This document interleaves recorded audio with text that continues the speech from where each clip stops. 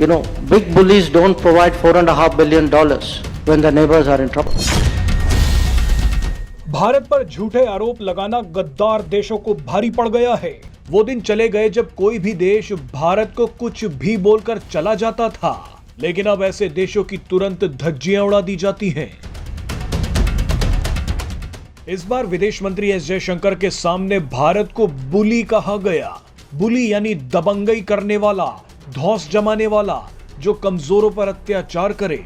अब भारत को कोई ऐसा कहेगा तो एस जयशंकर कहां चुप बैठेंगे। भारत पर लगाए गए इस आरोप ने विदेश मंत्री एस जयशंकर को गुस्सा दिला दिया।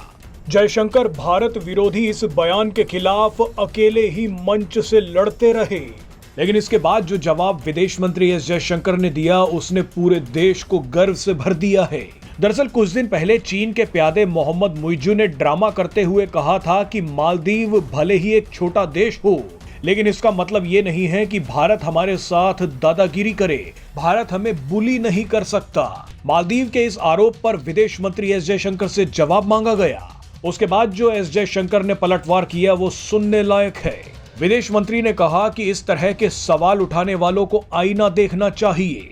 विदेश मंत्री ने कहा कि अगर हम दादागिरी दिखाने वाले देश होते तो मुश्किल में फंसे पड़ोसी देश को मदद के तौर पर 4.5 अरब अमेरिकी डॉलर नहीं देते।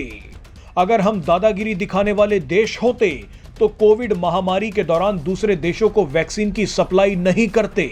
आइए अब आपको विदेश मंत्री एस जयशंकर का ये धमाकेदार बयान सुनवाते हैं।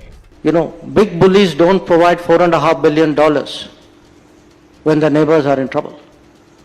Big bullies don't supply vaccines to other countries when COVID is on, or make exceptions to their own rules to respond to food demands or fuel demands or fertilizer demands because some war in some other part of the world has complicated their lives.